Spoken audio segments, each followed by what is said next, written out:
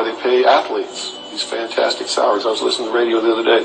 They just contracted to pay one player on one team $6 million a year. Can you believe this? And why is that? It's the Roman circus.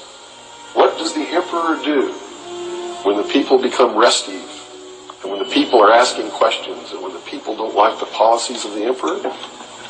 He sends them to the circus. He creates a circus. He builds a giant coliseum. And he begins to throw the Christians to the lions. And he has great chariot races and football games and basketball games, all to keep the idiots preoccupied with things that don't mean anything in the scheme of the entire world, so that they don't have the time to learn what the truth is, so they don't ever get smart enough to learn how they're being manipulated, so they don't ever question the emperor. That's why they pay a player on a football team or a baseball team $1 million or $2 million or $3 million a year. It is the Roman circus.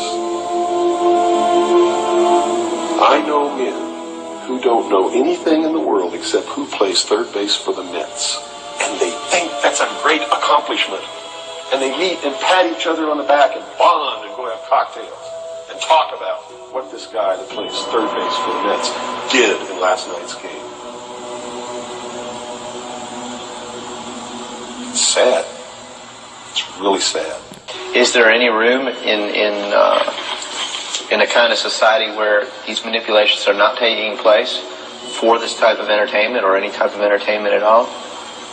If people understand that a game is a game, football's a game. But let me tell you something. When 150 of the most powerful men and women in the world can meet in secret in Baden-Baden, Germany, and plot the fate of billions, and nobody even cares about it, but 6 football players go to lunch together, and it's in the headlines across the country, you have a reflection of the society in which that exists. And it is a sick society that is doomed to self-destruction. So based on that scenario, there's some truth into what these men are looking at. Absolutely, and that's what makes me so sick, is that I'm trying to wake up a people who on a daily basis are proving the ones that I'm warning them about to be right. Mm-hmm. Well, so that even though a minority, there are people out there that you recognize are awake to this, if they don't do something about it, they will lose that ability to be free in that way. That's correct. Whether they might think, well, I don't need to worry about it because I know what I know and I'm fine. That's it doesn't work that way. There's a connection here to everything. That is correct. That is absolutely correct.